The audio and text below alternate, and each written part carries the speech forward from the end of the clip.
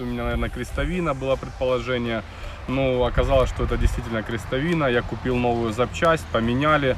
Я хотел вам показать, конечно, как это все делать, как разбирать. Но получилось так, что нашел мастера, который работает сам. И, короче, не получилось заснять это все.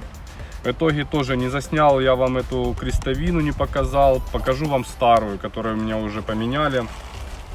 Вот пришла в такой коробочке с Toyota. Вот можете прочитать. Genius Parts Toyota. Вот моя старая получается крестовина. Вот такой, она идет в сборе получается, отдельно не покупается. Вот ее поменяли, то есть сказали так, что которую я новую купил, цена ей была 3200 гривен я отдал, это 100, 120, 130 долларов получается у нас. И мастер сказал, что которую я купил, тойотовскую оригинальную, она намного мощнее, намного жестче, то есть намного лучше, чем вот это вот, наверное, тоже, не знаю, оригинальная, не оригинальная, но вроде как оригинальная. Вот с ней уже ржавчина пошла. Вот какой-то код 9924. Я не знаю, посмотрю дома, оригинальная или менялась. Вот какая-то пайка. Но я когда покупал, когда новую мне прислали, тут какой-то еще усилитель был. И мне так кажется, сказали намного лучше. Короче, я поменял, машину, руль не стучит, точно была крестовина.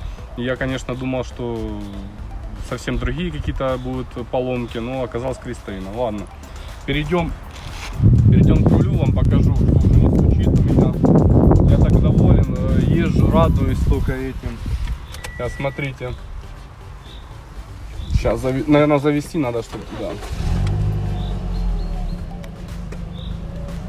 Все. Стука нету. Стук был, так задолбал этот стук, если честно. Я такой радый, что просто не переживаю. Аж машина как-то стала сбить и лучше ехать. Единственное, что мне когда поменяли, если я выровняю сейчас, секундочку, выровняю прямо.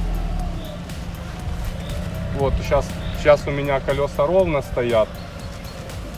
И руль в таком положении, это как бы неровно. Но мне сказали, что приехать в понедельник, типа подтянут, поменяют и будет вот так стоять ровно, как и колеса.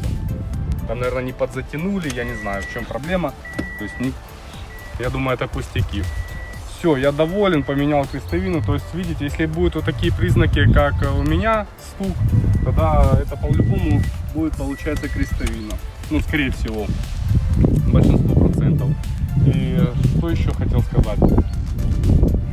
Покупайте, мне писал один человек в комментарии по поводу материала, какой покупать лучше. Конечно, я всем советую, если касается двигателей, ходовой, лучше по возможности пока покупать оригинал или же покупать какую-то подделку, более качественно, немцы сделали или японцы, какую-то хорошую. Прям Китай, я советую лучше не покупать, особенно на ходовые, по поводу двигателя. А если какие-то патрубок полетел или еще что-то, вы можете найти это все в магазине, заменить я не знаю, какой-то девяток, без разницы. Это какая-то пластмасска, это не играет роли на ваше движение, никакой не несет за собой последствий. Просто это, короче, ребята, просто скажу, что надо заказывать оригинальные по возможности, а если нету возможности, то хотя бы какую-то хорошую подделку. То есть вот так. Все, ставьте лайки, комментируйте, подписывайтесь на канал. С вами был Ярослав на канале Sport August. Всем пока.